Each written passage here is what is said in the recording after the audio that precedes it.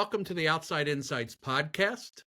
Our goal is to provide content and ideas that help you close your personal and professional gaps by hearing how others have done it. I'm your host, Chris Burkhard, and today I'm thrilled to have Andrew Cottone on the show. Welcome, Andrew. Thanks for Chris, joining me on Outside Insights. I'm very excited to be here. Thank you for including me. Hopefully, I'm the first chemist you have on here. You are the first chemist, and you're going to have to explain a little bit of chemistry to this, to this novice as we go. So feel free to jump in, Andrew.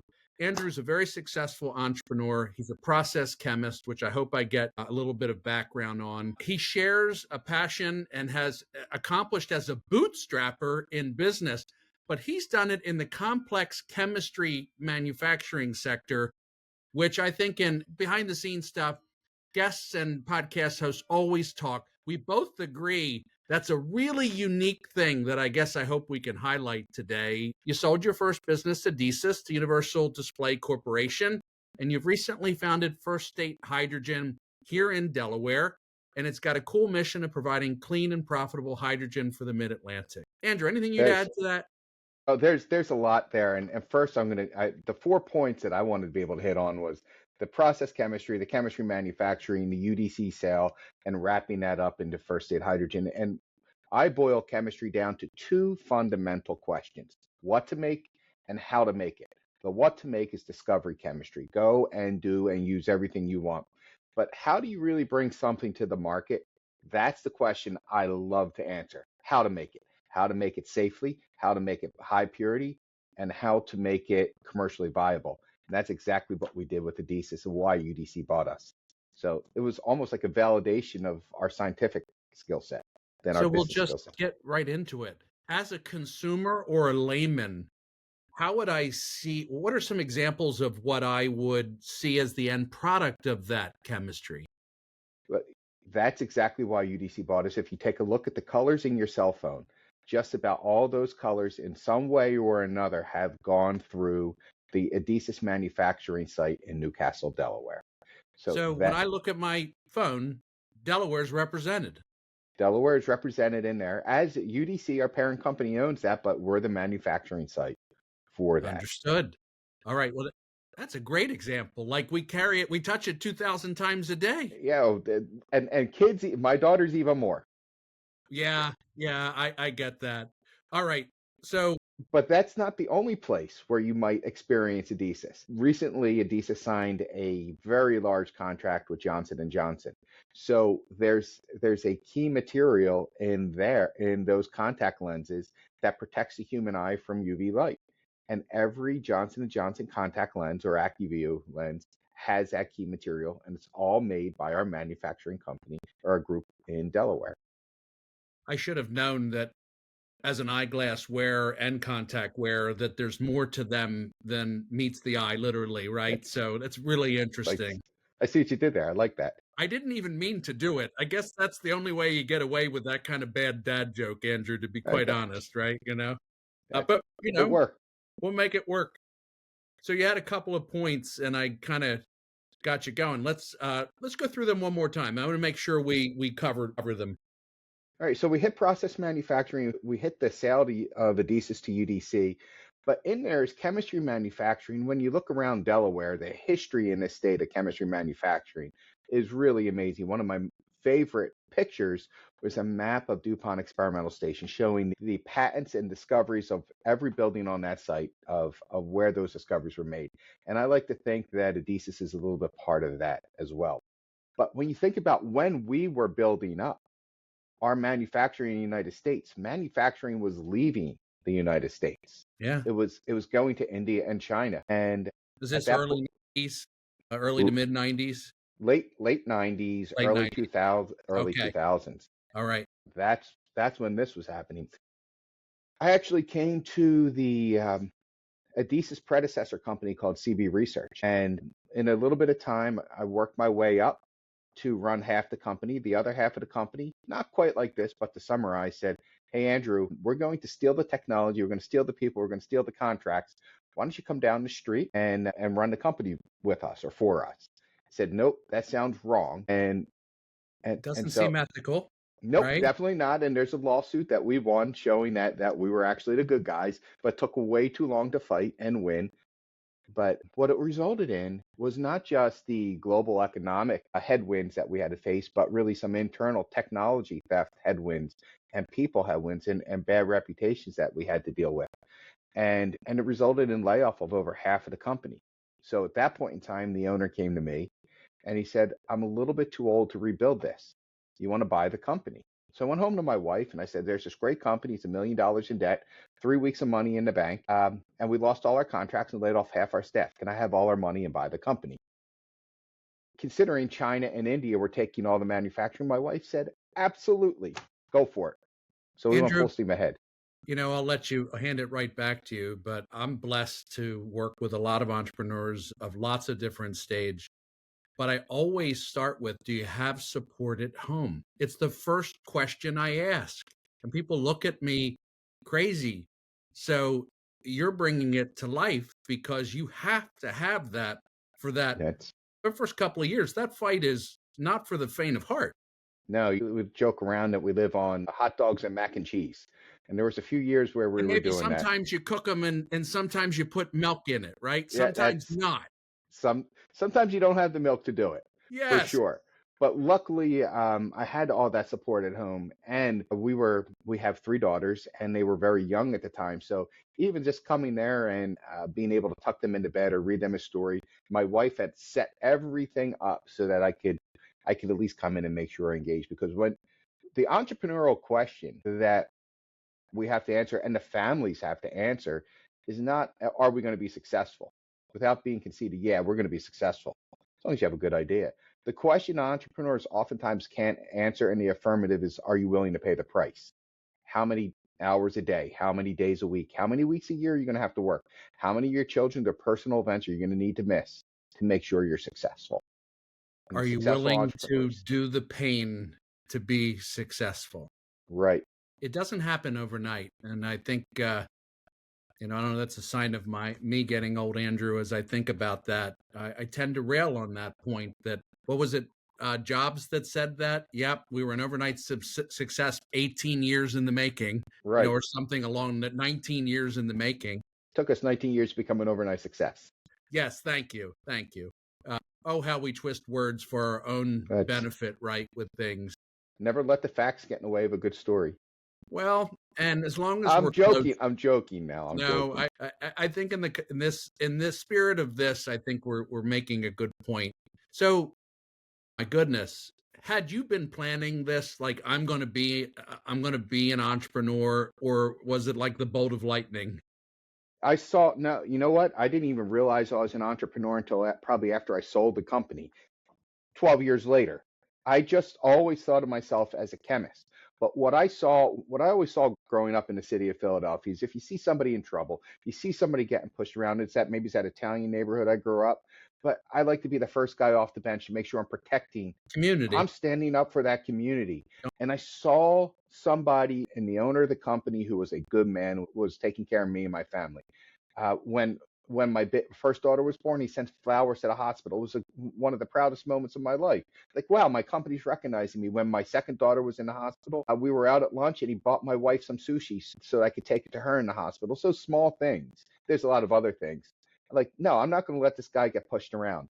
And then I saw a group of really talented chemists that were good chemists that were here. 16 of us. We started with 16.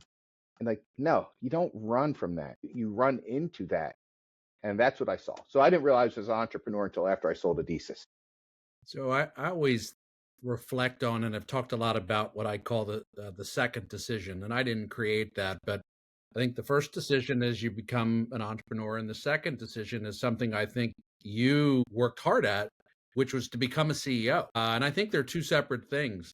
Talk a little bit about that journey, if you don't mind, of what it was. I'm talking about leadership and that whole path to, you know, bootstrapping to someday all of a sudden you got to run this larger entity and you got a lot more to do than in.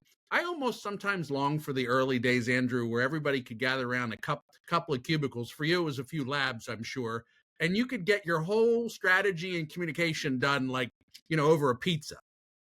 And That's then one day you can't. Right now it takes about 4 or 5 months to set that strategy. But Yes. what I found that entrepreneurial journey was was maybe I'm backwards, and that's how I do my discovery. I do a lot of things backwards, and it works. And first aid hydrogen is an example of just that.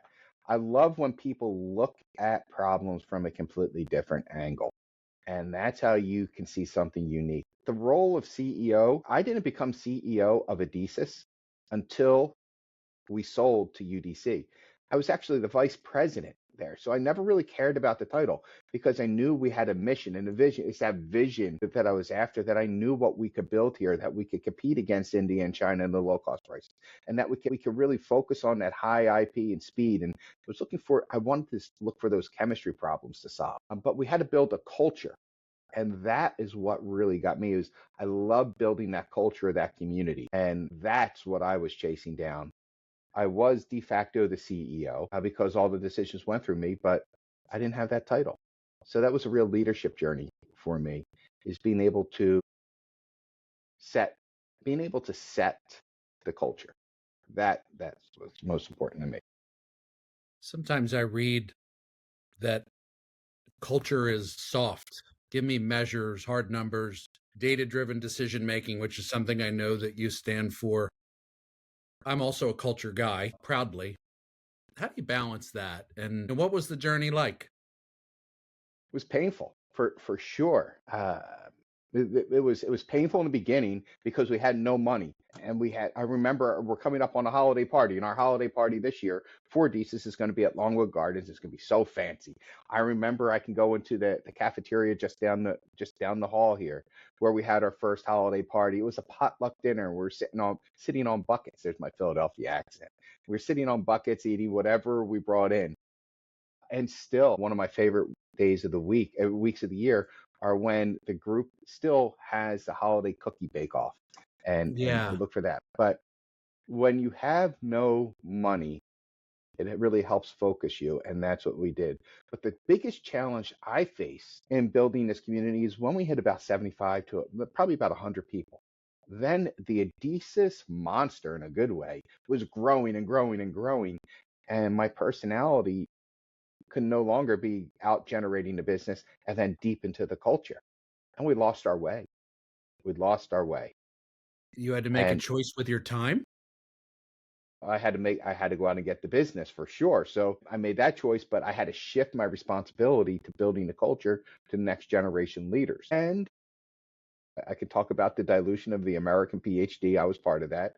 But one thing that's not taught in graduate school is leadership. And a lot of technical companies promote the best leaders.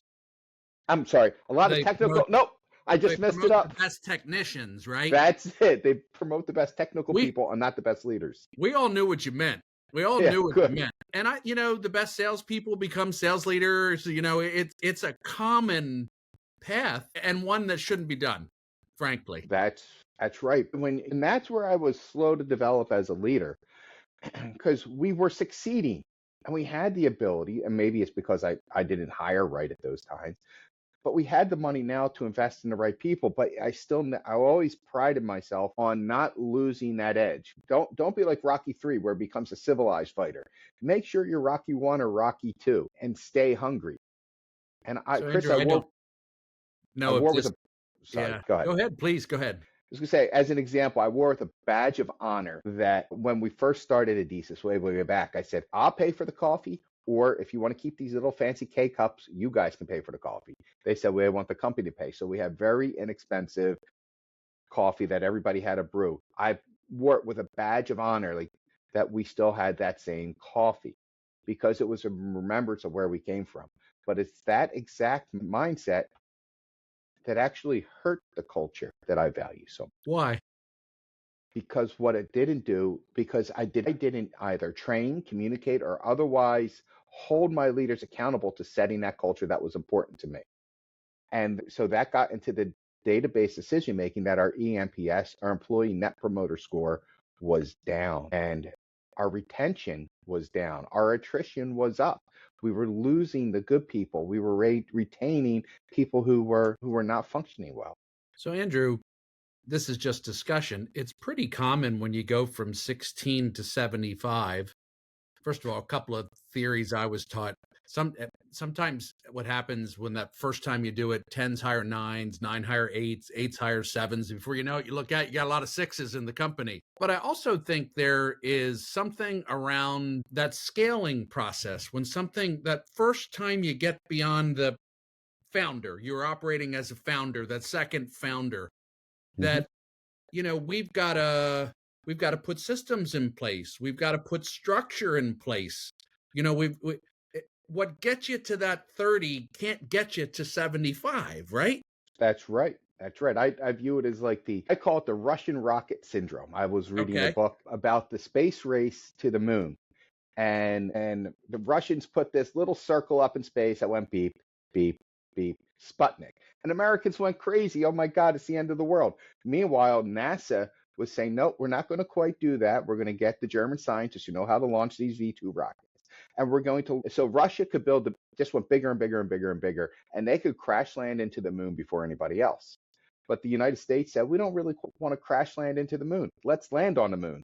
And so they developed a different technology. So Russia just did this and then leveled out. The United States took a little dip and went up.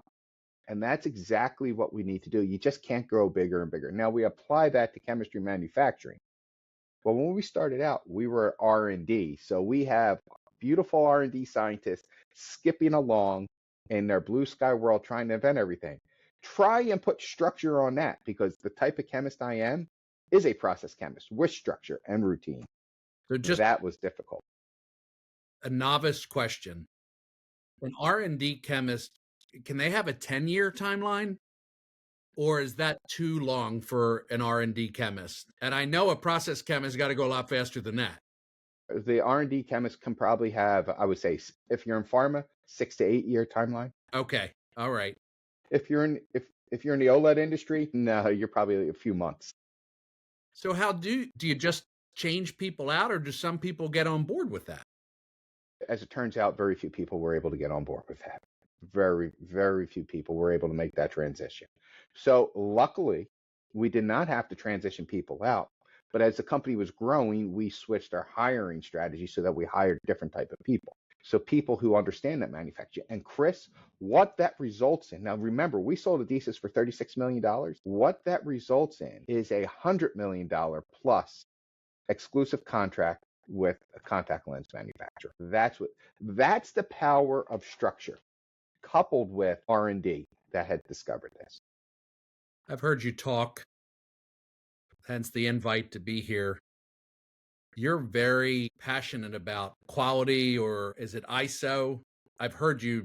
9001, I talk about this all the time in front Yes. of it, whether it's my time in front of Adesis or now First Aid Hydrogen. At the foundation of everything we do is safety.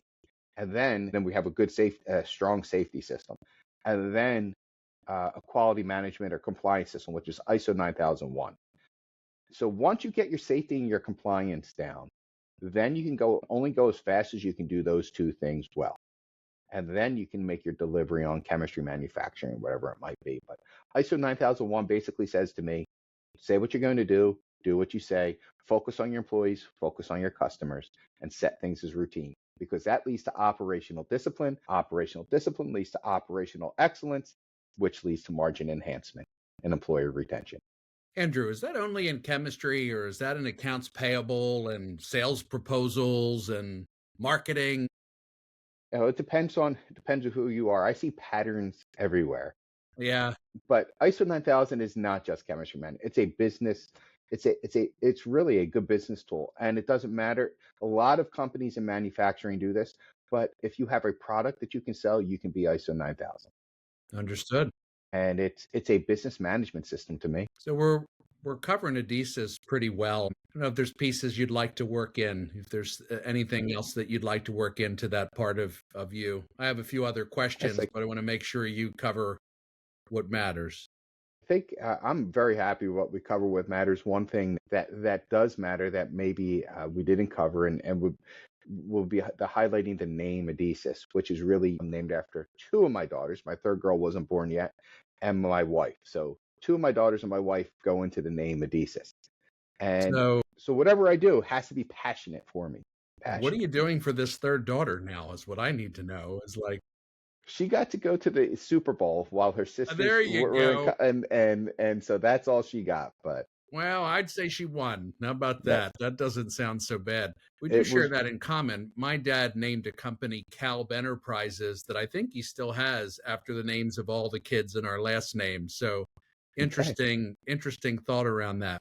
Yeah, that's the companies when you really believe, when you're really passionate about something. That company, it's like my fourth daughter. The company your father had was a way for him to protect and provide for his family, and he wanted to be connected in a way, and that's what that represented. So So it was really difficult. It was really emotional, really tough when I had to make the decision about hydrogen in this state and yes, about to leave to move on for hydrogen. It was just it took a lot of took a lot of courage to do that because I loved Adesis. Loved it. you must have felt that you had, I mean, obviously you had energy for something different and new, but you must have felt that you had some unfinished business with something else, right? Or, you know, I you do. It definitely was. It was part unfinished business, but it was part with the prodding of a lot of people, some good advisors and friends of mine. I saw an opportunity and a pattern that no one else could see. And I can't believe that have started over a year and a half now, a green, clean hydrogen company because I always had the bias that these green energy companies, it's all nice and feels good, but it's the California way of doing business. Subsidy after subsidy after subsidy after subsidy. And I was sitting on a rooftop deck talking to some of my colleagues in Switzerland overlooking Lake Zurich, and we were trying to solve a completely different problem. And then bing, bing, all the connections 8 or 9 steps away just made sense to me at that conversation. And I saw an opportunity to give back to Delaware, to create an industry in Delaware that I call a Pete DuPont moment. And I call it a Pete DuPont moment because how he revolutionized the state of Delaware with the Financial Services Act of 1981. with the usury laws, you're darn right. Yeah. That's and that this is a Pete DuPont moment of chemistry. And then I couple that with a fundamental law of nature. Adesis was founded on a fundamental law of nature that an isotope of hydrogen binds, it's called the deuterium isotope effect, but an isotope of hydrogen binds with a 10% stronger bond. Adesis was founded on that and a couple other techniques that we're really good at. So couple all those things together, and now we have the know-how to launch a whole new business to benefit Delaware, which is a state I have a great fondness for. So that was going to be my question, was every business kind of has their view on their competitive advantage. And I was wondering how you viewed that. And I appreciate you sharing that. Well, I see 3 competitive advantages here. One, we have a revenue line in green hydrogen that no one else has. Everybody else has hydrogen, and they're usually blowing off the oxygen. So we have hydrogen, oxygen, and we'll sell heavy water. Two, it's our location. Our location, Delaware. We're not in Delta, Utah, where there's a 200 megawatt project there. Then you have to truck your hydrogen all over the place or put it underground and store it for later. We may have some pipeline. Yeah, we have a pipeline. Are you kidding me? Everything just getting better and better and better. I'm like, who is going to do this for Delaware? And I didn't see anybody stepping up like, hell, I'm going to do it. And the third thing is, a lot of people look at hydrogen as an energy play. And this Okay. is what I mean when we were talking before. Like, you got to look at things differently. Heavy water represents that. The location of Delaware, essentially at the capital of Earth between New York City and Washington, D.C., and all the industry around us that needs to be decarbonized. And we have that opportunity. But everybody else looks at hydrogen as an energy play. And when they go into the designs of their facilities, they're taking an energy perspective. But if you were to overlay Adesis with a green hydrogen plant, other than the electrolyzers, which are kind of unique and expensive, really expensive, Chris. If you overlay them, you see a lot of piping, you see a lot of moving gas, you see a lot of HVAC, electricians and plumbers. That's what we have. That's what we had at Adesis, and that's what we will have in that plant. So instead of an energy play, our competitive advantage is a chemistry manufacturing play. And then wrap that with digital twinning, AI, and a strong ISO 9001 compliance and business plan. Boy, do you have a hell of a company. And leadership. And leadership, which I learned, and that's why I know you value leaders in developing your people because I met some of your staff through Leadership Delaware. I'm too old now, but had I gone through Leadership Delaware, um, I don't struggle 5 or 6 years with trying to figure this out on my own. You're 100%. And imagine you and I meet this way, but LDI and gets those great high potential people to build Right. their whole community of relationships. That's right. Then they're going to grow up together. And You know, my first experience with LDI was we moved into a street in Greenville, Delaware, and these signs pop up on the street, just like little LDI and an arrow. And my wife and I, what is this? And then it's a little private drive, and these cars come zooming down at like 40 miles an hour, and we're jumping out of the way. And then I figured out what LDI was, and I started looking into it. And boy, am I a big believer. And then I was honored to be invited to speak there once. And I went in there. I'd like to think I'm as humble as a chemist can be, but I went in there and I was like, you know what? I can't wait to teach these guys the hard lessons I learned. Every time I go in front of a class, I'm proud of our story. I'm happy to share the leadership lesson, but I learn more from each class than I give them. So it's a very selfish experience for me. I think when we have certain kinds of capacity, I think we always take more than we give. To me, that's what success is in so many ways, is having that openness to learn regardless of where we are in life. All right. So I have one more novice question. I'm reading Okay. the Wall Street Journal today, and it's talking about the overcommitment of the green hydrogen space. It's talking about how, 600 is going to come online, but only 200 is going to come online. And it's, of course, I'm trying to absorb this. I'm thinking, oh my goodness, I'm going to talk to Andrew in a few minutes. Like I should send him this article. But I got a sense after reading it that this is the way a nascent industry begins. Yeah. Yeah, Sorry. no, go ahead. I was going to say, I believe at some point in time, somebody told Henry Ford, why do I want to run on gasoline? My horse isn't going to blow up. I have my stable, I have my hay, I have all this. But let's look around at this hydrogen opportunity. And you take a look at Delaware in particular. Delaware imports 80 times more energy than we produce ourselves. In other words, 98.6 or 98.7% of our energy comes from other states. We have House Bill 99 that says we need to reduce our emissions by 50% by 2030 and 100% by 2050. So I don't know what the overcommitment, but by the way, Delaware is going to say, hey, New Jersey, could you help us out here? Because we've got these goals. And I assume Jersey's got its own challenges. Right.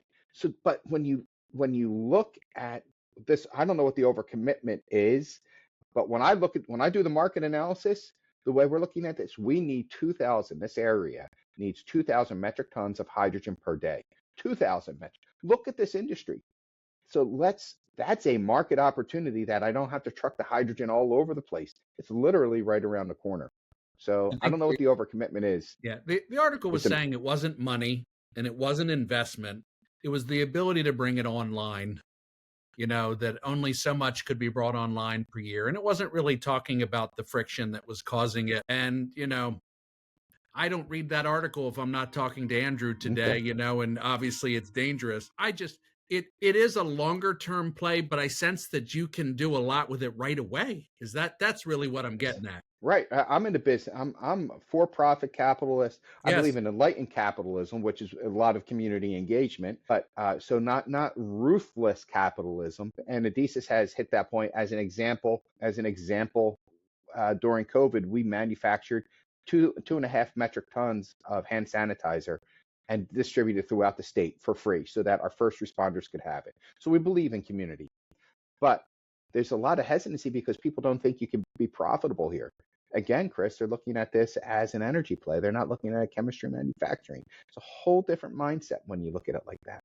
It changes my mind completely based on what you've shared, That's why, and it can come on quickly, and you can be big and slow like Texas or California, but you cannot be small and slow. And Delaware is a small state, but we aren't sitting on coal reserves and we're not sitting on oil reserves.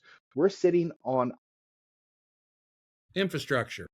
The infrastructure and the water that is necessary that carries the power of the future.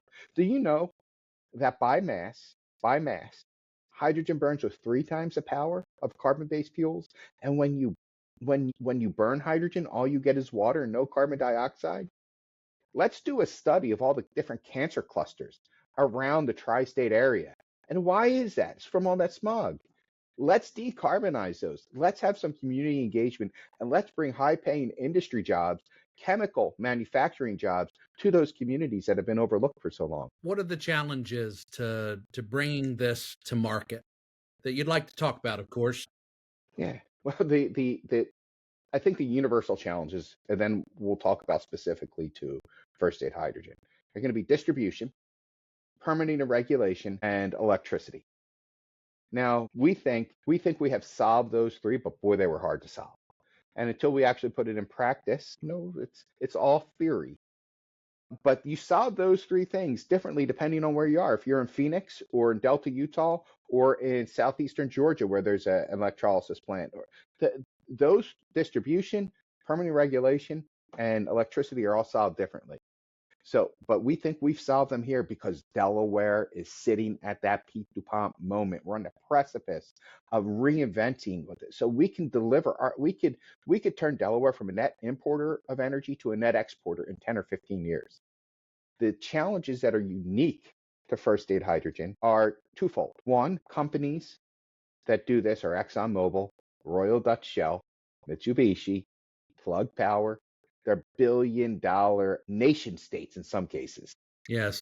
Not an entrepreneur. And that's exactly why we're needed. But that's exactly what your odds.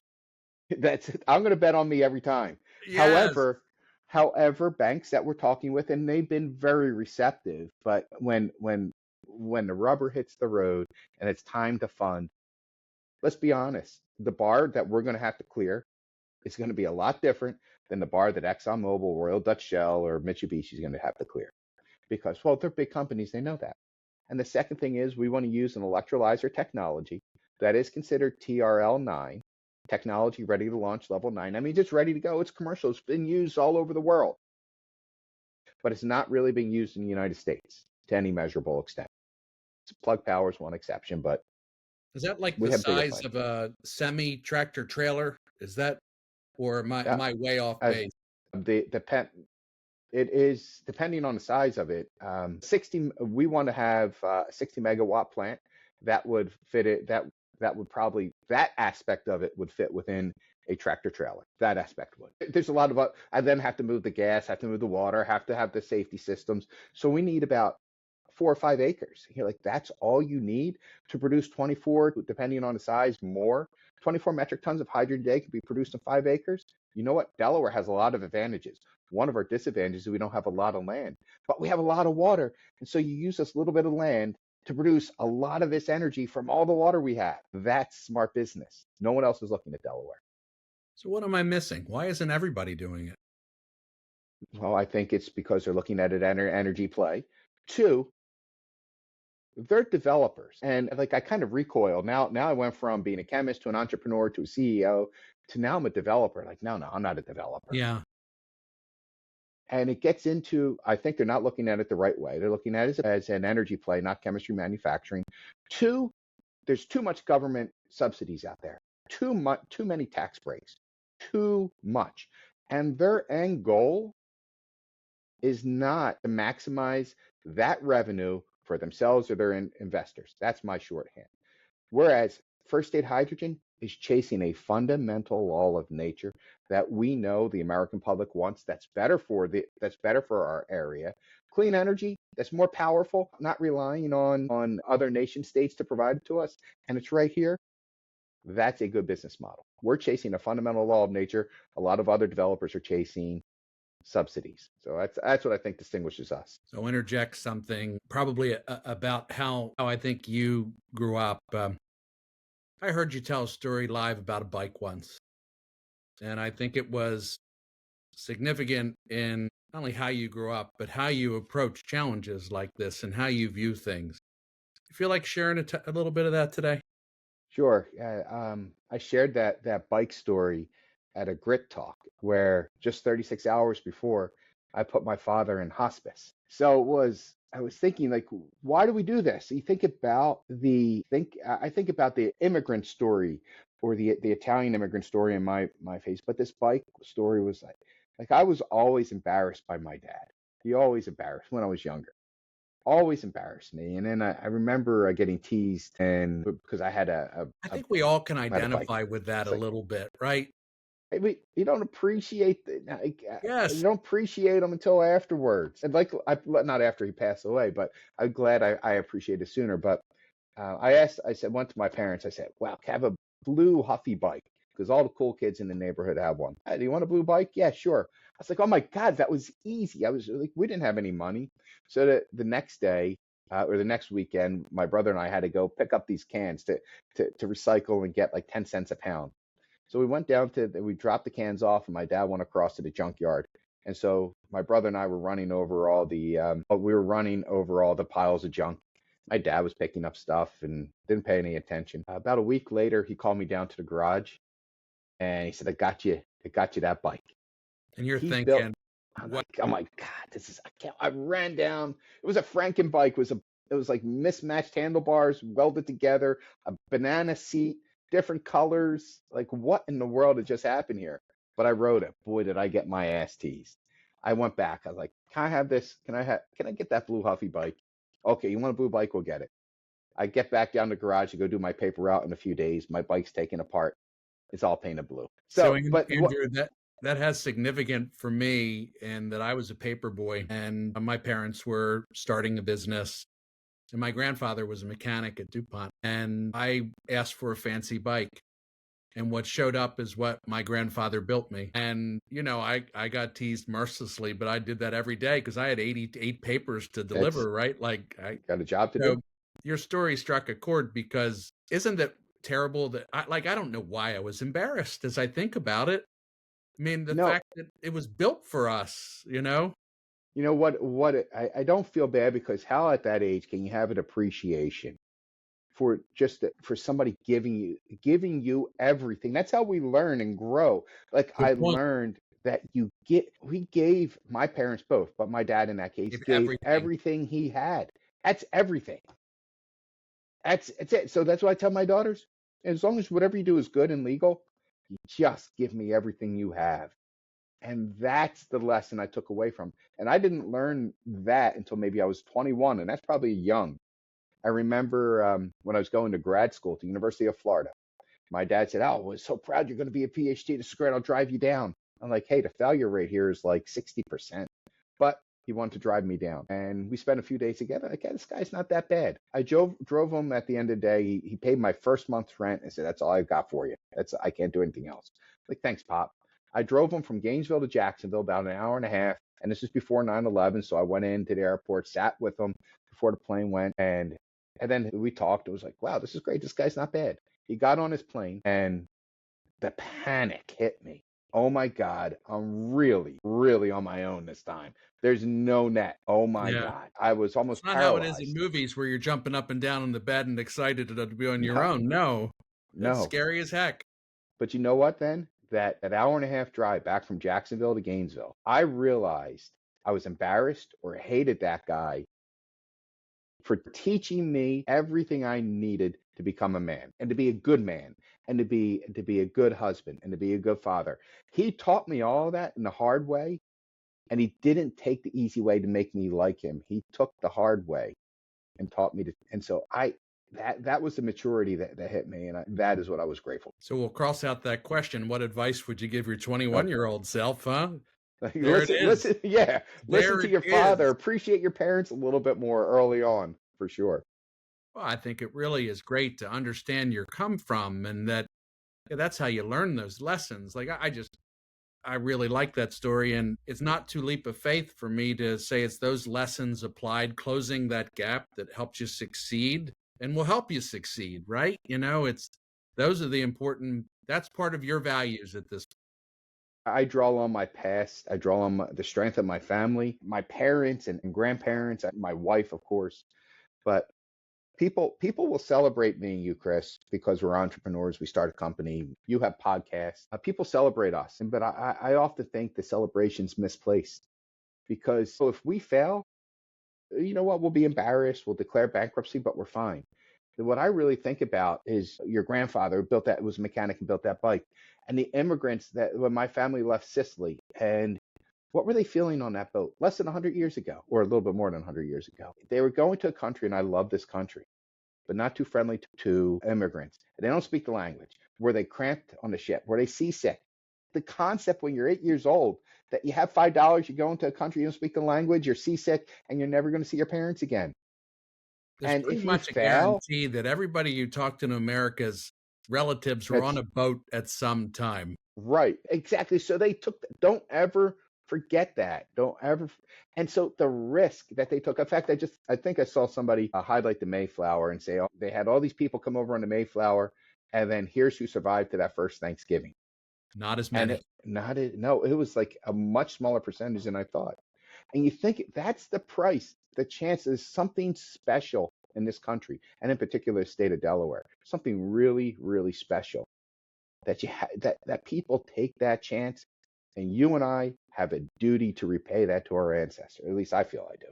And I agree with you. And by the way, the only reason I do this podcast is because I agree with what you said, that people think they always think maybe the wrong thing about the entrepreneurial journey, success, what it takes, and that the fact is we have skinned our knees, we have failed, and that That's the only thing we ever see on TV is the end story with the person with the big check and the fancy car and whatever, right? The exit. But there's a whole journey along the way, and it's a lot more interesting and it's a lot more real, you know? it is. It is. And that's why I'm inspired by Leadership Delaware. I see a lot of that. I see a lot of it with Sarah from your company. I agree with And you. I think about Carrie Ann from Opera Delaware, and some of the service members that I meet there, and the sacrifices that they make, and the philanthropy that's built in there. That's truly the foundation for enlightened capitalism. I haven't seen anything like that in any state or country I traveled in. And that's what can make the future Delaware special. It creates big thinking. I think it creates different thinking, and you have to be ready for that. So, all right, you're very busy, but I sense that you're curious. You keep learning. What books do you like? How do you keep learning? Lessons you'd like to share there? So the past 18 months, I've really put down the types of books that are fun to read. One was because I had to learn a whole new industry. Let me Yeah, tell you, I'm reading about electrolysis and manufacturing and plant design and understanding this whole other lingo. I think it did pretty well catching up. I there you go. just recently started a book on, or I should be finished a book on the fund and Ray Dalio. And Yes, so I'm a big fan.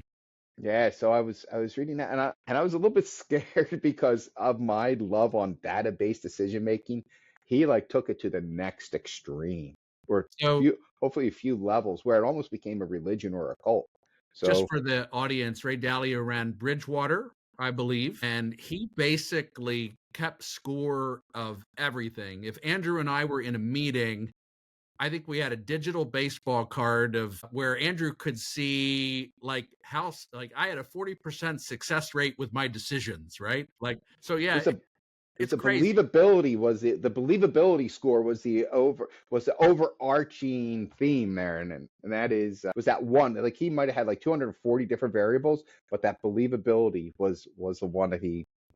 But you know what he did wrong was he skewed. You said 10 higher nines, nine higher eights, and so on. But he, by the way, he also made a lot more money than I ever had. So And but yeah, by that measure, he's amen on successful. that.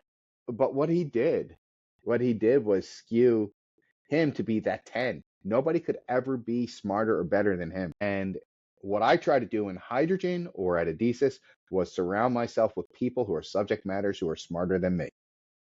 Well, there you go. I think in his defense, he may be the 10 since he invented the derivative. Like he may be That's the dude, but I get your point. Like at some point, you got to pass the baton, and others that's are there. You know, and this is I get back to ISO 9001 where I almost treat that like a religion. I don't care what it is. I don't care what it is. You always look for continuous improvement. If you have the perfect system, that's beautiful, but the environmental and economic factors change. So you need to adjust with that. So you always need to look for continuous improvement.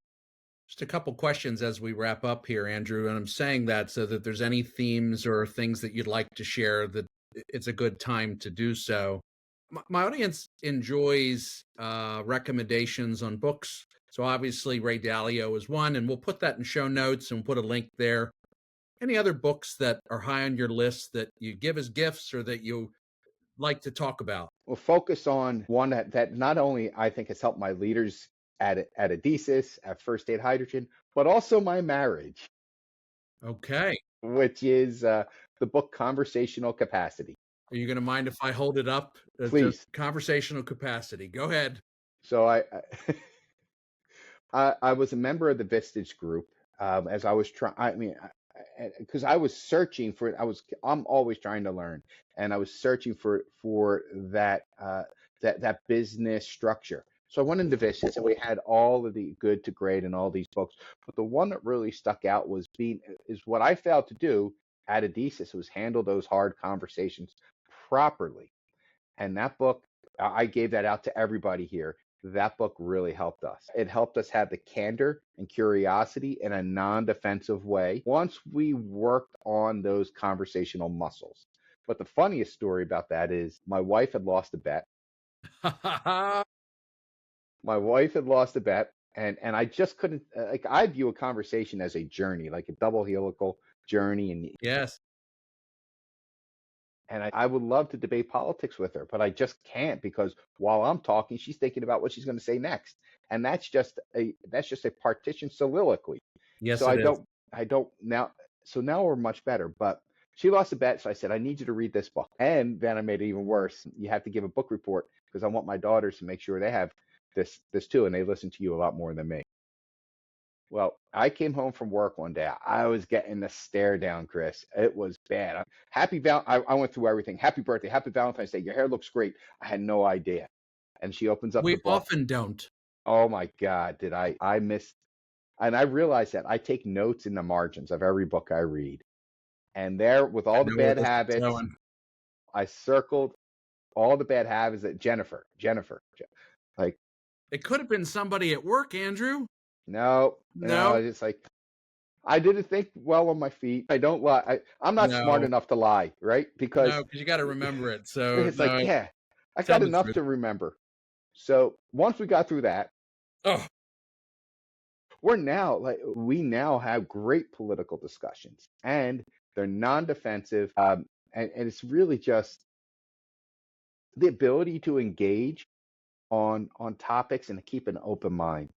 And that's been a lot of fun. That's really good too, because now we're just about empty nesters. So we play a lot of golf and have a lot of political discussions. Yeah, I'm 4 or 5 years into that, and you look over, and you have all these shared experiences, and then all of a sudden you got to figure out your new shared experiences. So conversation's key. All right. So I have just one more question, and then I'll let you close. Okay. Anything you'd like to share? If you weren't doing what you were doing, what would you be doing? You do anything in the world. I'm still shocked. This won't be the real answer. I'm still shocked I'm not playing shortstop for the Philadelphia Phillies. Right.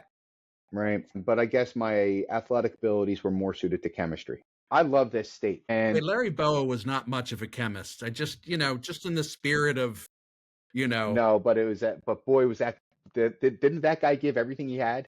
Right. Why I picked him. He sure did. Yeah, that's he. So yeah, I don't want to take out Boa, but maybe like Steve Jeltz. Like, I should have been playing for Steve Jeltz. There you go. Ivan De Jesus. How about that name from 1983? He had an arm. Yeah, but he couldn't hit. Never. All right. I love this state. I really do. If I would. We should be ashamed of ourselves on the state of education. When I look at what got me out of the neighborhood of Philadelphia, is two things: my parents and education.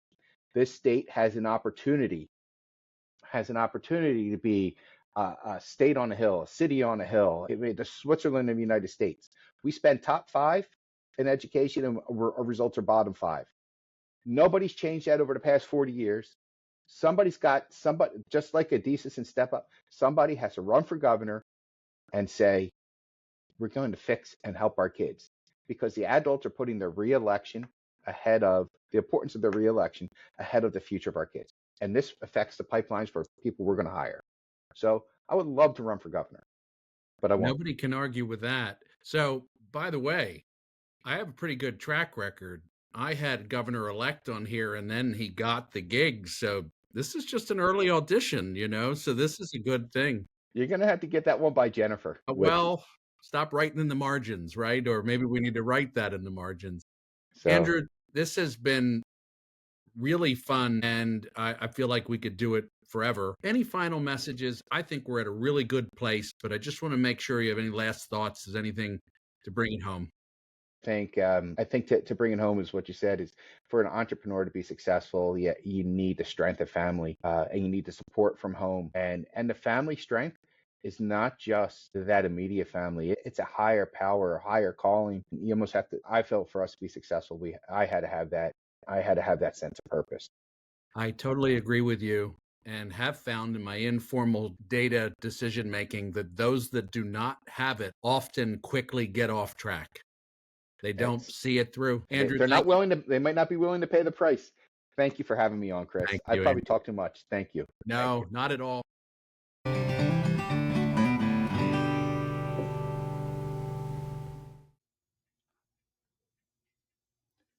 A few years back, I started Outside Insights really as a platform to do good. The pandemic was raging. It was a time of confusion, angst, and it kind of triggered some creativity where, for me, I was constantly spending time with either entrepreneurial business clients or the workforce. And there were problems with people not necessarily being where they want to be in life.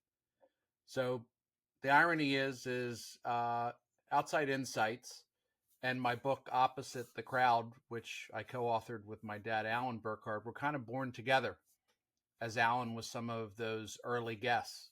And those guest shows turned into chapters of our book. It was an audiobook first. It can be found anywhere you listen to audiobooks or listen to podcasts. It's out in both. But I did want to share for those of you that are interested in reading our story. And there really is some great stuff about helping you have the life you want, helping you work on leadership or master change. There's some great stuff in there. And that book is now available. It's available in a hardback from Amazon, and the Kindle as well as Audible versions are up. And I ask that you just, you're on Amazon anyway, ordering stuff for the house. Check out Opposite the Crowd and let me know what you think. Thank you.